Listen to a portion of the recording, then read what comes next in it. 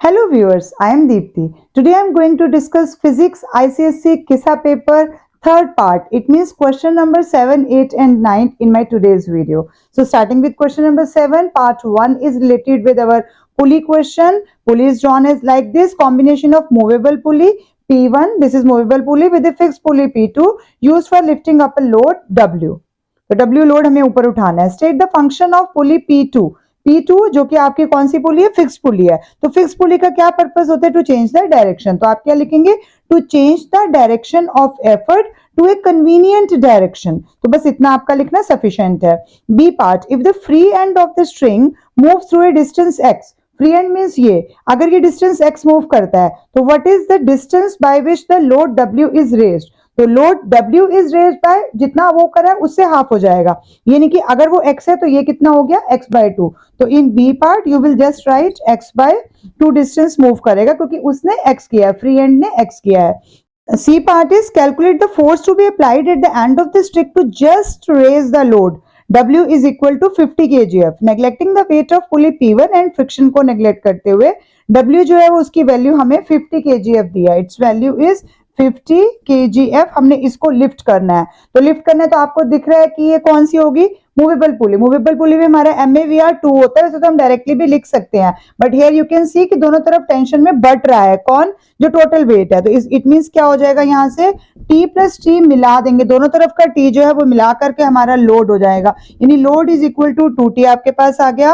Now MA का formula is equal to load upon effort, it means 2T upon T, it means 2 आ जाएगा. वैसे तो आपको डायरेक्टली पता है कि MA का मतलब वैल्यू मूवेबल पुली के लिए 2 ही होती है, तो ये हमारे पास 2 आ गया. अब उसके बाद हमें कितना दिया गया, 50 kgf. तो इट मींस 50 kgf को अगर हम डिवाइडेड बाय 2 कर देंगे तो इट इज 25 kgf. तो बस आपने सिर्फ इतना सा देना है. Minimum force to keep the leg off the ground, यानी उठाने के लिए आपको मिनिमम फोर्स, यानी क्या निकाला आपने, एफर्ट निकाला. यहां से effort is equal to load upon MA, ये हमने डिवाइड कर दिया, तो यहां से आंसर आ जाएगा हाफ ऑफ इट. तो this is our C part. Total 3 mark question है, तो एक मार्क हो जाएगा. Next is a boy stands in front of a cliff on the other side of a river. तो रिवर है और boy standing on the other side of the river. तो बीच में रिवर है, रिवर की विड्थ आपको बतानी है, बाकी वैल्यूज आपको गिवन है अकॉर्डिंगली जितनी भी है क्वेश्चन के अंदर. This is second part of question number 7. River के दूसरी साइड में बॉय स्टैंड कर रहा है. He fires a gun and hears an echo after 6 second. तो यहाँ पर खड़ा है और गन फायर कर रहा है और एको की आवाज जो है वो टाइम कितना लग रहा है, 6 सेकंड्स लग रहा है. The boy then moves backward by 170 metre. अब अपनी इस इनिशियल पोजीशन से वो और पीछे आ गया, मान लेते हैं ये पोजीशन आ गई, तो 170 मीटर और दूर चला गया है, तो डिस्टेंस इंक्रीज हो गया. Again fires the gun and hears an echo after 7 second. तो अब का जो टाइम लग रहा है this is 7 seconds. Calculate the width of the river, mean आपको ये वाला डिस्टेंस बताना है कि टोटल विड्थ कितनी है, यानी कि जाने में और आने में जो टाइम लगा है गन शॉट को वो कितना लग रहा है. तो as you know formula for speed is equal to 2D upon T. तो पहले हम इसकी विड्थ को x मान लेते हैं, तो this is 2x upon T, means यहाँ पर टाइम कितना लगा है 6. तो v is equal to 2x upon 6. Now this is our first equation. Second is हमारा 2 है और डिस्टेंस कितना इंक्रीज होगा हमारे पास, डिस्टेंस जितना पहले था उससे कितना इंक्रीज होगा, 170 मीटर और इंक्रीज हो गया, और डिवाइडेड बाय टाइम अब इस टाइम में कितना हो गया, 7 हो गया. तो इट मींस ये आ गया. अब दोनों केस में है तो v के इक्वल ही है दोनों, फर्स्ट और सेकंड इक्वेशन, तो दोनों को इक्वल कर देंगे. It is 2x upon 6, it is 2x plus 170 upon 7.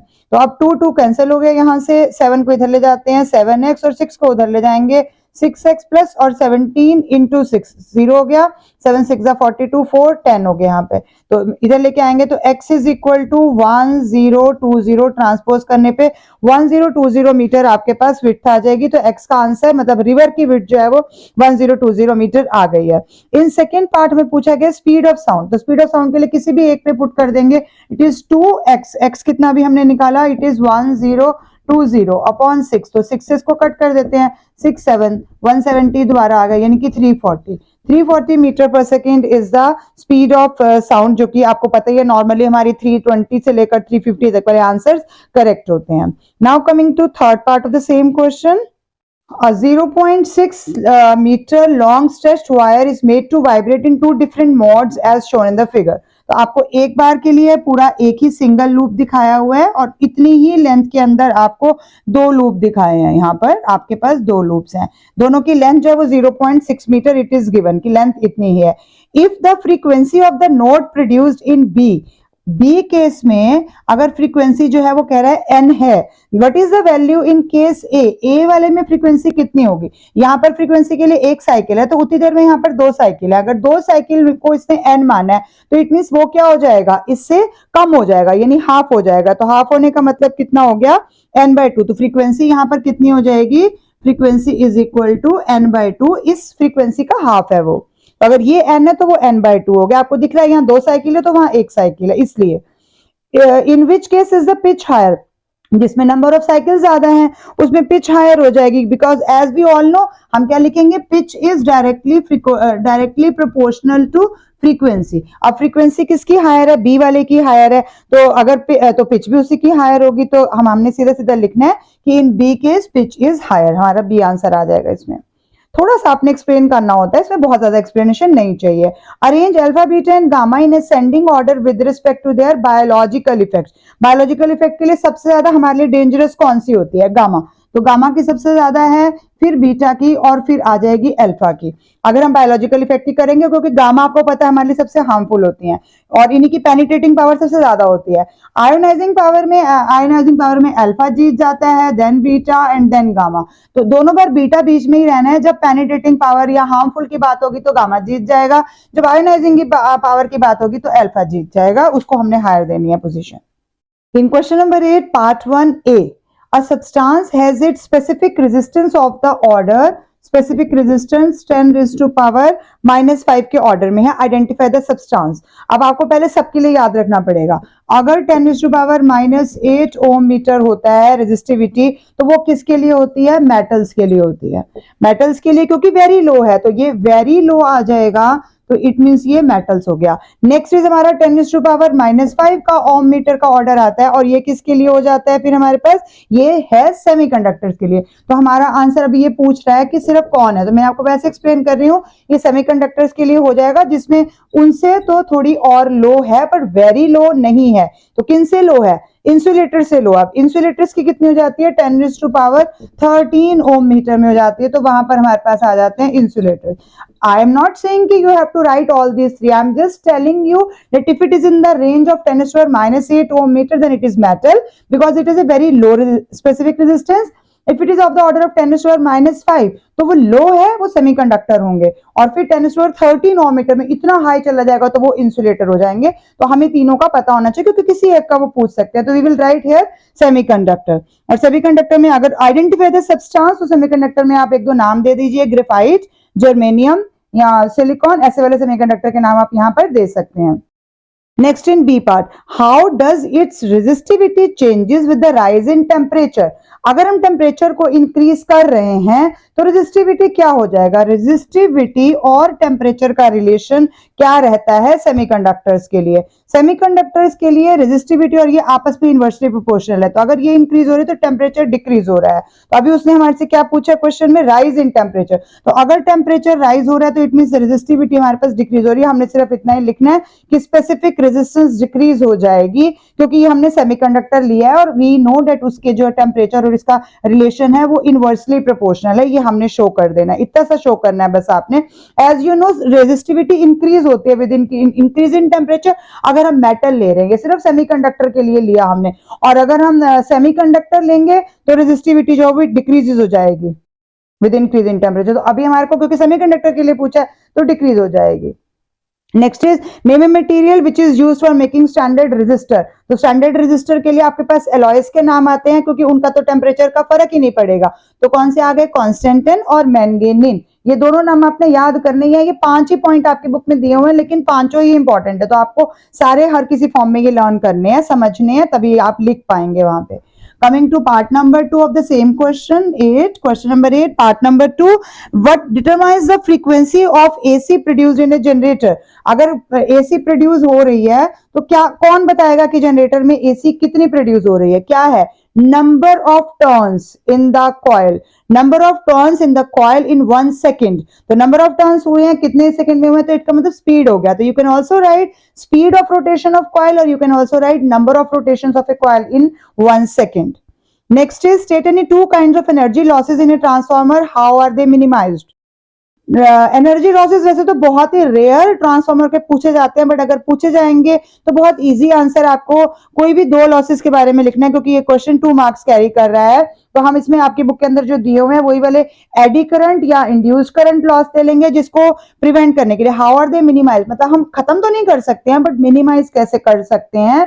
Lamination of the core, तो लेमिनेशन अगर हम कोर की कर देंगे तो इट प्रिवेंट्स एडी करंट्स को थोड़ा बहुत कम कर देता है, the formation of eddy current. Next आ जाता है हमारे पास कॉपर लॉस। कॉपर लॉस के लिए हम थिक वायर लेते हैं, thick wire of the coil, तो वो उसको रिड्यूस करने की कोशिश करती है। तीसरे आते हैं हिस्टेरेसिस लॉस। हिस्टेरेसिस लॉस में core is made up of soft iron, क्योंकि सॉफ्ट आयरन की लो रिटेंटिविटी और ये सब चीजें आपको पता है, तो हिस्टेरेसिस लॉस भी हम लिख सकते हैं। बट लॉसेस बहुत रेयर केस में ट्रांसफॉर्मर के पूछे जाएंगे, बट अगर अब पेपर में पूछे हुए हैं तो आपको पता होने चाहिए। Next numerical is there, electric oven is marked 1000 watt, तो यानी ये वॉट क्या है आपको, this is power is given. Now volt है आपके पास 200 वोल्ट, तो ये वोल्टेज और पावर गिवन है।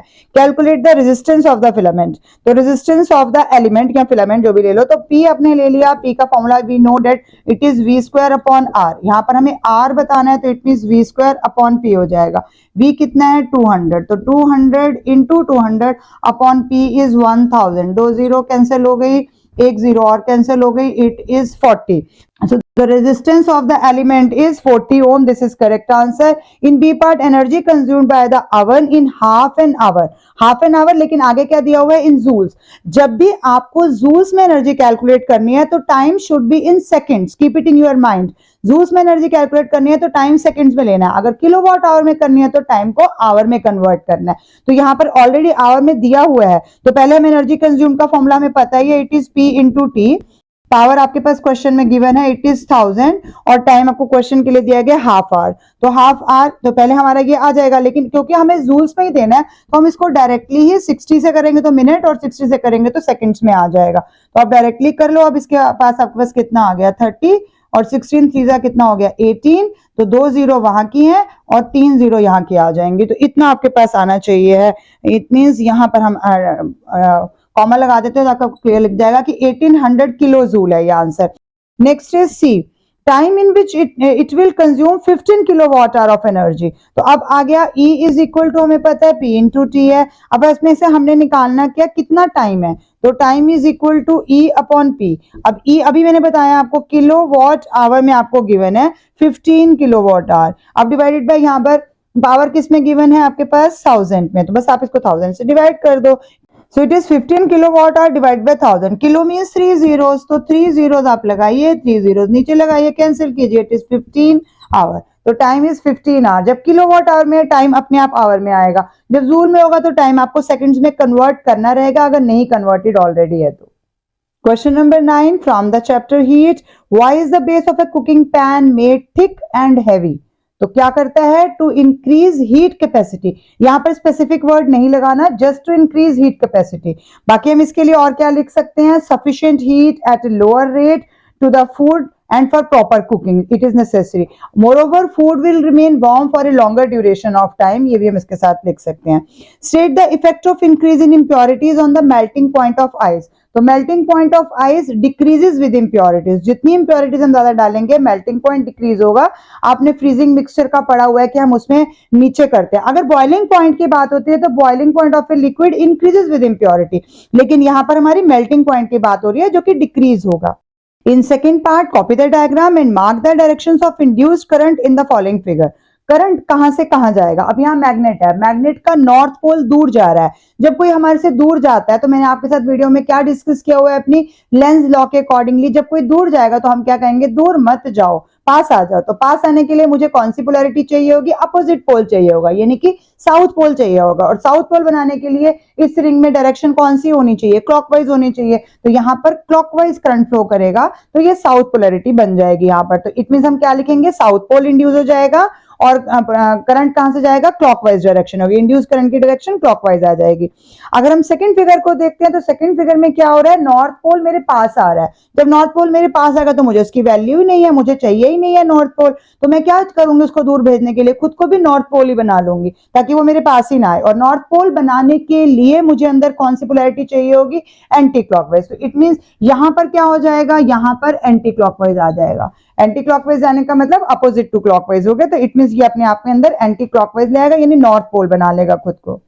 Name the law which determines the direction of current induced in the coil. तो इजी तो ये लेंज लॉ से है, बट आप लेंज लॉ के साथ ही फ्लेमिंग्स राइट हैंड रूल भी लिख सकते हैं क्योंकि उससे भी सेम आंसर आएगा। What is the source of energy associated with the current obtained in part A?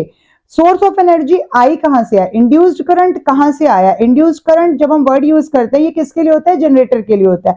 तो जनरेटर के लिए करंट कहां से बन रहा है, ईएमएफ कहां से प्रोड्यूस हो रही है, जब कॉइल के अंदर रोटेशन है। तो इट मींस आप क्या लिखोगे, mechanical energy is spent in moving the magnet to change the coil, मतलब उसकी पोजीशन को चेंज करने के लिए, और वही एनर्जी फिर हमारी इलेक्ट्रिकल एनर्जी में कन्वर्ट हुई है। तो मैकेनिकल एनर्जी जो हमने दी थी उसको रोटेट करने के लिए, वही इलेक्ट्रिकल एनर्जी में कन्वर्ट हुई है। It is the source of energy. Now coming to calorimetry numerical. Numerical में हमारे पास क्या क्या गिवन है, हमें सारा डाटा पहले लिखना है। 104 ग्राम ऑफ वाटर, एक तो इसमें वाटर गिवन है, जो जो चीजें गिवन है वो हमने लिखनी है। वाटर का मास इज टेबुलर फॉर्म में भी आप कर सकते हैं, मैंने अपनी वीडियो से पहले भी आपको बोला हुआ है। Temperature is 30 degree Celsius, is taken in A calorimeter. It means यहाँ पर हमने कैलोरीमीटर भी लिया है। हर क्वेश्चन में नहीं गिवन होता, लेकिन अगर है तो हमें लेना ही है। Made of copper of mass, calorimeter का mass is given as 42 gram. When a certain mass of ice, और थर्ड चीज जो है जो लेगी इनसे हीट वो है आइस, और आइस का टेम्परेचर तो है 0, is added to it certain mass of ice. It means ice का मास हमें गिवन ही नहीं है, वही हमने कैलकुलेट करना है। और temperature of ice is given at 0 degree Celsius. तो इट मींस पहले ये 0 आइस से 0 वाटर भी बनेगा, यानी हमें ml वाली फेज भी लेनी है अगर आपने मेरी न्यूमेरिकल्स वीडियो देखी है। Final study temperature of the mixture after the ice has melted was found to be 10। तो फाइनल टेम्परेचर जो है वो 10 डिग्री सेल्सियस है हमारे पास।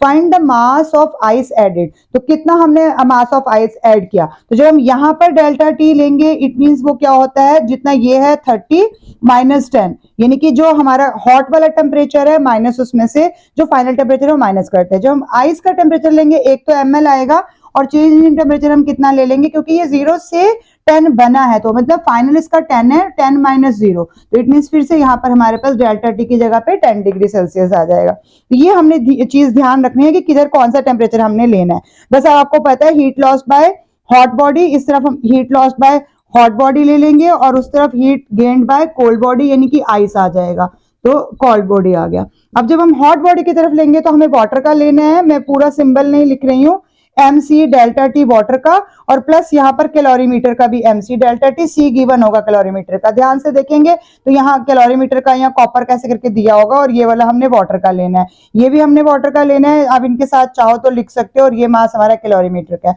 नेक्स्ट इस तरफ हमारे पास क्या फेज आ जाएगी, ml, जो पहले आइस को 0 डिग्री सेल्सियस, आइस को 0 डिग्री सेल्सियस वाटर में कन्वर्ट करेगी, तो वाटर वाला ये ml हो गया, and then mc delta T, और यहाँ पर ये चीजें हमारी आइस वाली है, तो ये आपने ध्यान रखना है, ये भी इसका है। अब आप चाहो तो m को इसमें से कॉमन भी ले सकते हो।